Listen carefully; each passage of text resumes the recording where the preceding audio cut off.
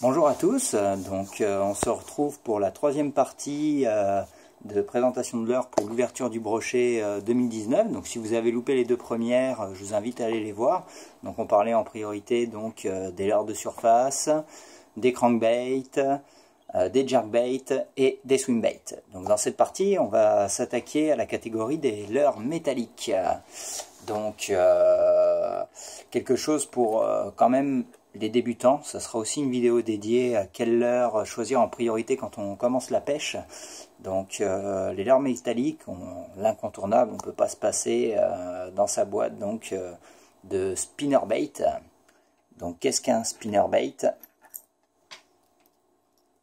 C'est ceci, donc qui va s'armer de deux branches métalliques, une qui va posséder deux cuillères tournantes, peuvent être plus ou moins grosses, peut y en avoir qu'une aussi, une un petit peu plus ronde et l'autre un petit peu plus ovale comme ceci. Donc il en existe des tas de spinnerbait sur le marché. Donc son avantage, c'est vraiment que ça va être anti-herbe. Donc réellement, en fait, quand on a des zones avec pas mal d'herbiers, des herbiers, même des branches, n'importe quoi, que nos autres leurres, on sait qu'on va les laisser dans l'eau, qu'on va faire que de s'accrocher, ou que notre leurre va mal pêcher, c'est là qu'il va falloir passer aux leurres anti-herbe, et dont les spinners, qui est vraiment un très bon leurre pour le brochet. Donc son avantage, c'est que l'hameçon situé juste ici, l'armement va faire glisser les herbes dessus, donc notre hameçon ne sera jamais pris, donc c'est vraiment très rare de perdre un spinner. Donc sur la partie inférieure, donc généralement ça va être une petite tête plombée en fait, tout simplement, avec une jupe en silicone, donc de plusieurs coloris, et un hameçon SAM. Donc on peut le pêcher comme de tel. Ou sinon, on peut vraiment venir rajouter ce qu'on appelle un trailer. Donc un trailer, c'est un petit leurre souple qu'on va venir ajouter à la rampe de l'hameçon pour venir vraiment émettre beaucoup plus de vibrations, avoir une présentation un petit peu plus trapue, brasser donc un petit peu plus d'eau avec la caudale. Donc on peut ensuite mettre ce que l'on veut, donc des shad, des poissons à virgule, vraiment de tout. Des écrevisses si l'on veut, vraiment de tout. Donc idéalement c'est essayer un maximum de venir mettre notre trailer idéalement assez en accord avec notre spinner. On peut essayer aussi des fois des contrastes, donc là c'est ce que j'ai essayé pour celui-ci, de contraster un petit peu. Donc la jupe est verte et j'ai essayé d'avoir quelque chose d'un petit peu justement sur le dos, un petit peu vert doré pour venir contraster un petit peu, et le ventre un petit peu bleuté pour venir rappeler les couleurs des palettes qui sont légèrement bleutées. Donc pour voir ce que ça donne, sinon je changerai de trailer et je mettrai quelque chose d'un petit peu plus flashy dans les tons verts. Donc voilà, les spinners à avoir sur soi, un incontournable pour la pêche au brochet. Donc également en termes de spinner, si on voit que voilà, le brochet n'est pas très mordant, mais on voit beaucoup de perches, on sait qu'il y a de la perche dans ces endroits-ci. Ce qui existe pour la perche, c'est les micro-spinners. Donc c'est exactement la même chose, mais en taille beaucoup plus petite, avec généralement une seule palette. Et vous voyez, comme celui-ci, il y a déjà un petit trailer de rajouter dessus. Donc on peut en rajouter un soi-même si l'on veut. Mais voilà, pas hésiter à le jeter justement dans les coins, les bordures, ou vraiment les bois morts, qu'on sait qu'il y a de la perche, qu'on les voit chasser en surface. À ce niveau-ci, pas hésiter à acheter le micro-spinner, ce que je ne fais pas assez souvent, je trouve, et que je vais essayer de rétablir cette erreur dès cette saison-ci, pour essayer de faire justement de très belles perches, et un brochet aussi, un peu très bien mordre sur cette taille de spinner. S'il est dans le coin, il n'y a aucun problème. Donc après, un petit coup de cœur de l'année dernière, qu'on en entend un petit peu plus parler. Donc cette fois-ci, ça va être de la marque Live Target. Donc les deux autres spinners, malheureusement, ça fait des années que je les ai. Je me souviens plus du tout de la marque que je les avais achetés. Donc ce que je vais vous présenter, c'est les Live Target.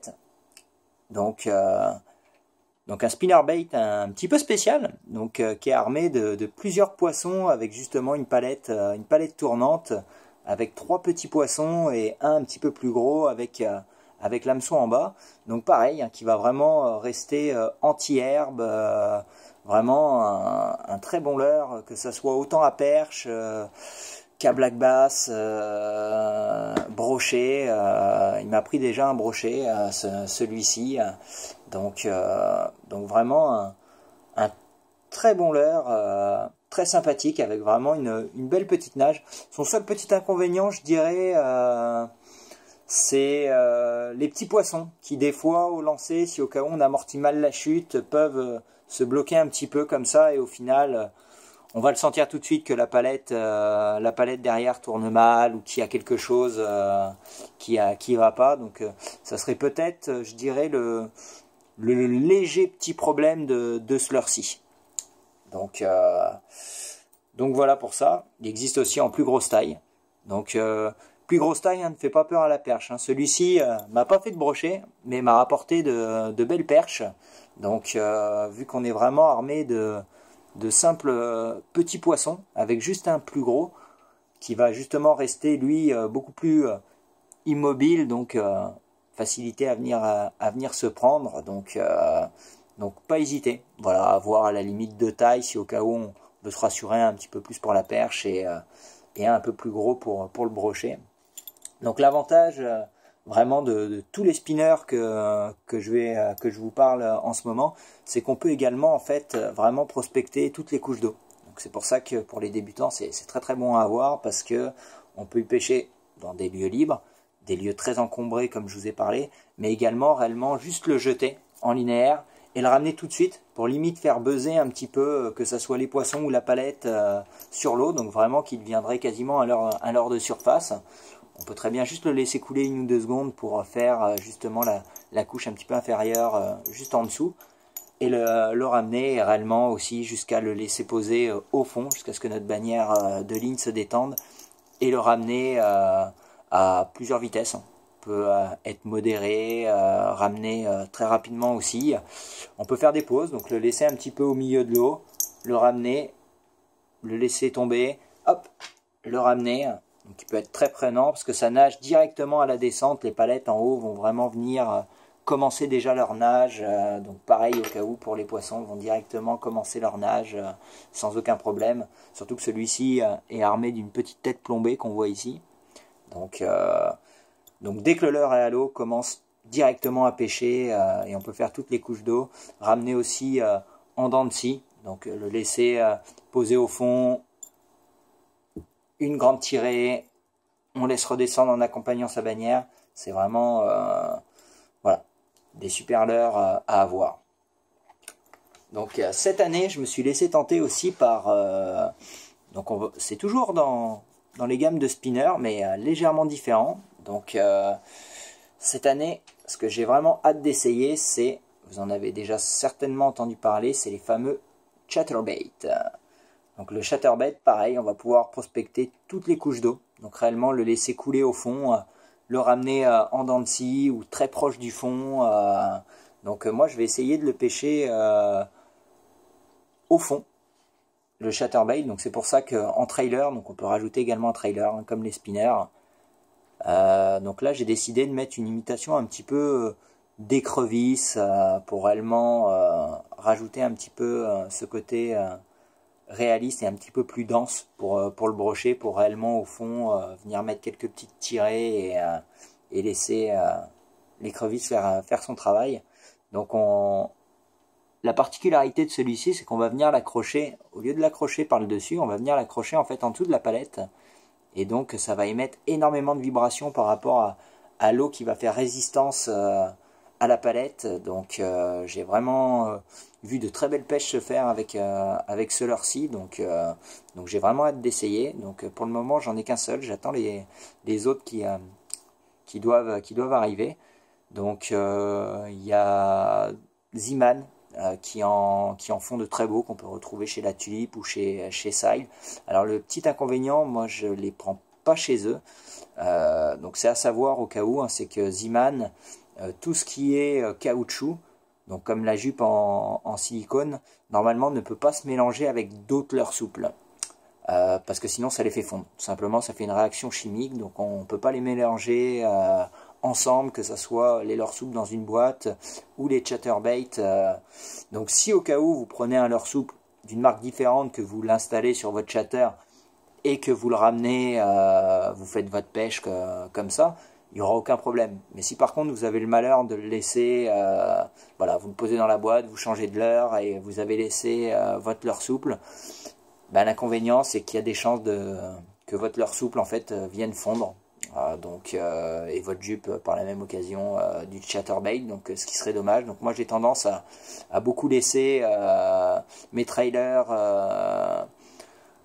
sur mon hameçon quand je veux changer de leurre pour qu'ils soient déjà prêts à l'emploi à la prochaine utilisation. Donc j'évite de trop les utiliser, mais si au cas où ça vous ça ne vous fait pas peur et vous êtes beaucoup plus minutieux à ce niveau-ci, ben réellement n'hésitez pas, parce que sont vraiment super, donc vraiment de très beaux coloris, il y en a de toutes sortes, donc réellement n'hésitez pas à ce niveau-ci.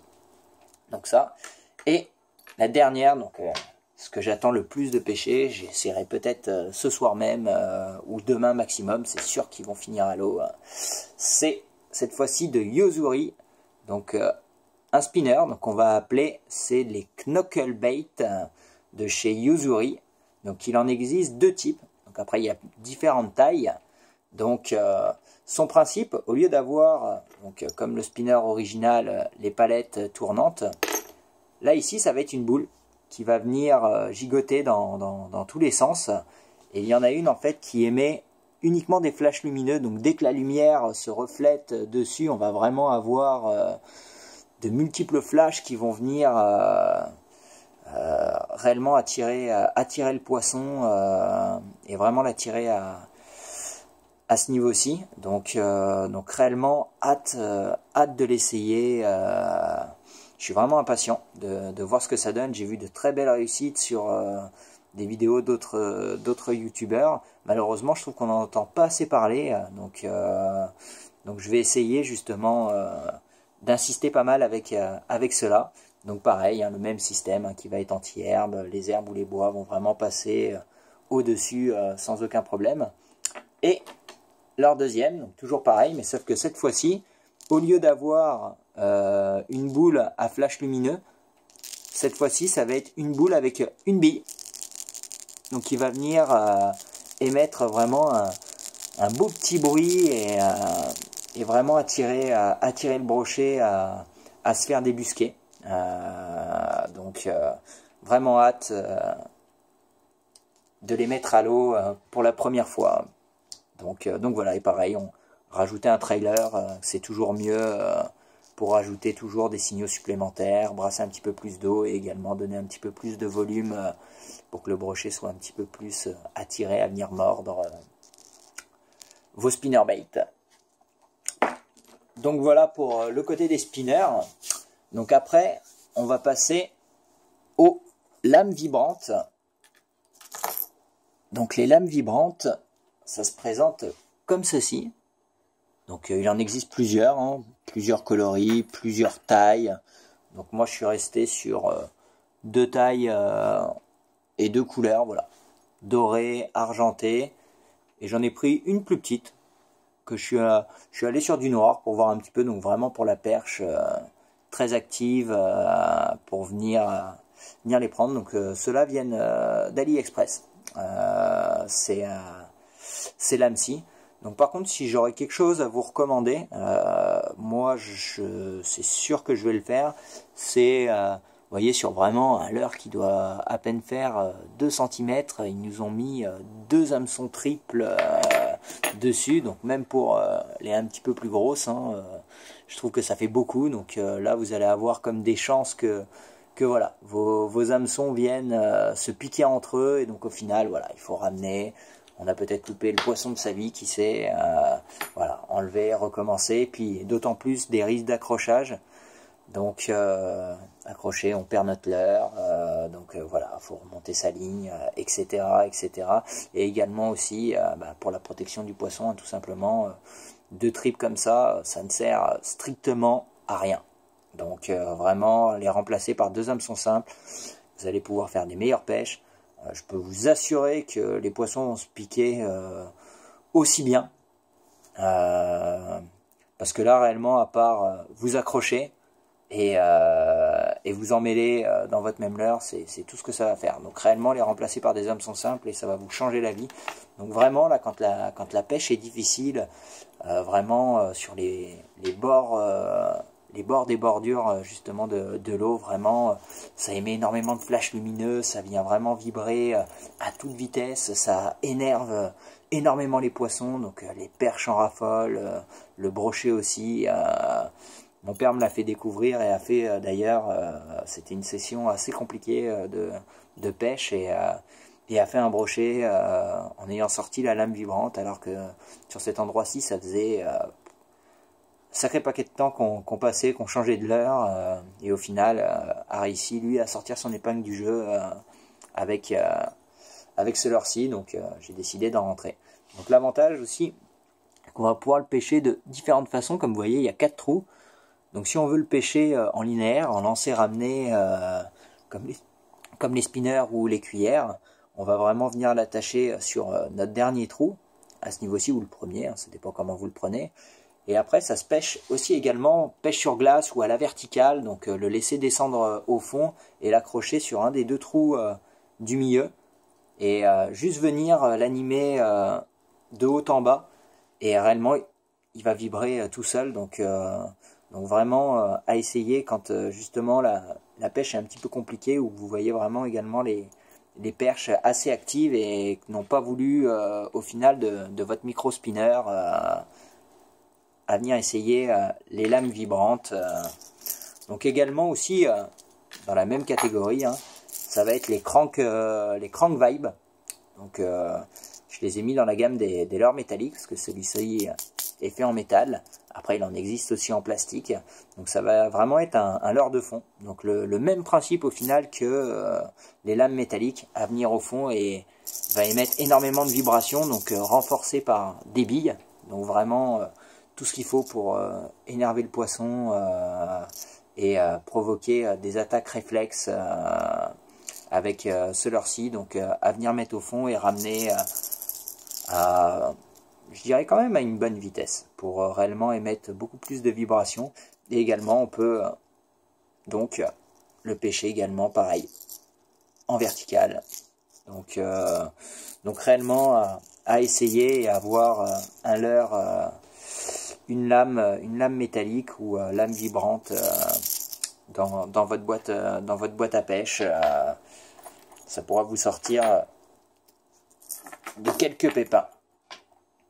Alors ensuite, certains ne vont pas aimer parce que justement trouvent que ces leurres-ci c'est pour les vieux, donc je peux le comprendre, j'en fais également partie, mais j'en garde quand même toujours dans ma boîte, qui m'a sauvé la mise à plusieurs reprises. Donc ça va être les fameuses cuillères tournantes, donc voilà, le leurre qui va être indémodable, qui va toujours prendre du poisson. Donc je vous conseille vraiment d'en avoir une fois que, au cas où vous avez essayé un petit peu tout, prospecté toutes les couches d'eau, voilà, il n'y a rien qui a envie de mordre, le poisson est vraiment titillant, et ben essayez de venir jeter une cuillère, tous les poissons en raffolent. Donc que vous soyez pêcheur de truites, donc là on va privilégier les numéros 1 à 2,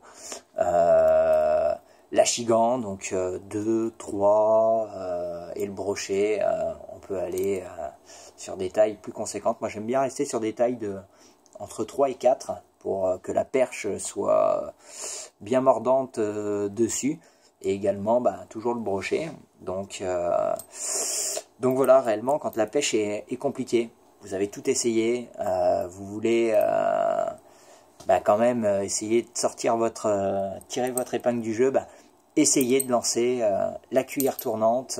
Réellement ça peut vraiment changer votre vie à ce niveau-ci. Donc je peux le comprendre qu'on ne veuille pas y sortir tout de suite, Voilà, mais ça reste des leurres incontournables, donc pas obligé d'en avoir 50 000, hein, vous pouvez très bien en avoir juste une dorée et une grise, ou voilà, avec des points de couleurs, donc juste avoir 2-3 couleurs différentes dans votre boîte, ça suffit amplement. Après moi, les cuillères que j'ai vraiment bien appréciées pour le brochet et également la perche, donc, et que c'est d'ailleurs avec cela que j'ai fait mon premier brochet à Québec, qui n'était pas des moindres, faisait 94 cm. Donc autant vous dire que j'étais très content. Ça a été avec celui-ci, donc une cuillère tournante avec tout simplement juste un petit poisson nageur accompagné. Donc en linéaire, donc ça a été voilà mon tout premier brochet fait et mon plus gros à date. Donc j'espère que cette année je vais réussir à dépasser le mètre. Donc m'a fait également 3 ou 4 Achigan dans cette même journée, dont 2 qui s'étaient décrochés. Donc réellement ce leurre-ci m'a pris beaucoup de brochets. Donc c'est pour ça que quand la pêche est vraiment difficile, j'hésite pas à le ressortir. Voilà, j'en ai racheté d'autres justement. Donc une couleur un petit peu plus naturelle. Et qui va être un petit peu dans le même système de la marque Mepps. Donc voilà, toujours le petit poisson nageur, mais cette fois-ci vraiment en bout de ligne, avec la cuillère qui va être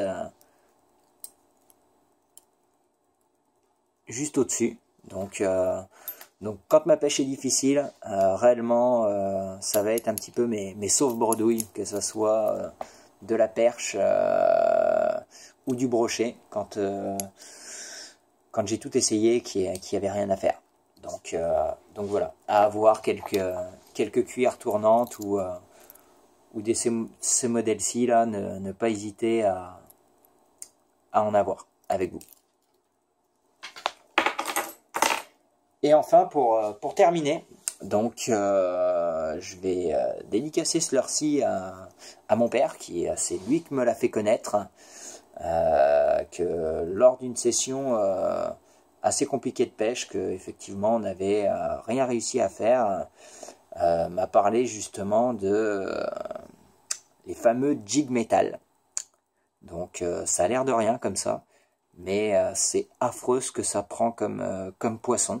Donc si vous voulez réellement ne jamais finir bredouille, que vous êtes dans un lac où vous savez que voilà, qu'il y a de la perche, du brochet, et ben réellement à venir pêcher en vertical. Donc réellement à poser en dessous du bateau jusqu'à ce que ça touche le fond et vraiment juste venir relever la canne, des petits coups, le laisser redescendre. Et c'est quasiment automatique que vous allez faire de la perche quasiment coup sur coup. C'était vraiment impressionnant. Mon père a même fait des brochets avec ça, à la traîne, qu'on était en train d'avancer en bateau. Et voilà, et lui pêchait un petit peu plus en avant et a ramené un brochet également en France avec ce leurre-ci, a fait dans la même journée.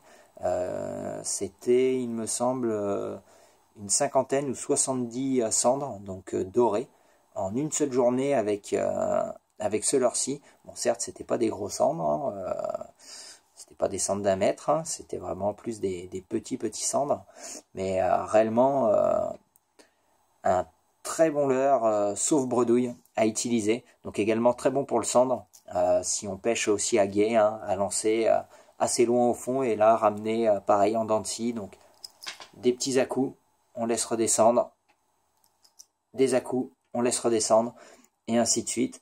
Mais moi j'ai une préférence pour l'utiliser en canoë ou en barque en vertical, juste en dessous de moi. C'est vraiment un très bon leurre à utiliser quand vous voulez vraiment être sûr de faire du poisson et prendre confiance à utiliser. Je vous le recommande à 200%. Je remercie encore mon père de me l'avoir fait découvrir. Donc voilà, cette vidéo se termine ainsi. Donc on se retrouvera pour la dernière partie qui va se concentrer sur les leurres souples, donc qui sera certainement un petit peu plus courte. Donc voilà, donc j'espère que cette vidéo vous a plu. Donc si c'est le cas, n'hésitez pas à la partager, à aimer, à vous abonner aussi, hein, ça me fera plaisir. Laissez tous vos commentaires si au cas où vous avez déjà eu l'occasion de pêcher avec les leurres que je vous ai présentés, si vous avez une technique particulière à nous faire découvrir, ça nous fera également très plaisir de pouvoir apprendre de tout le monde, hein, on apprend de chacun. Donc n'hésitez pas en zone commentaire ou m'envoyer un message privé, c'est fait pour. Donc voilà, donc j'espère que vous avez pris du plaisir. Et également je tiens à vous préciser que prochainement les vidéos seront déjà beaucoup plus fluides et d'une meilleure qualité visuelle, car j'attends justement mes caméras qui devraient pas tarder à arriver. Donc ça sera fini les vidéos au téléphone, et donc on va pouvoir réellement filmer aussi nos sessions de pêche. Donc voilà, donc je vous souhaite à tous une bonne fin de semaine pour ceux qui regardent cette vidéo le jour même, et bonne pêche à vous.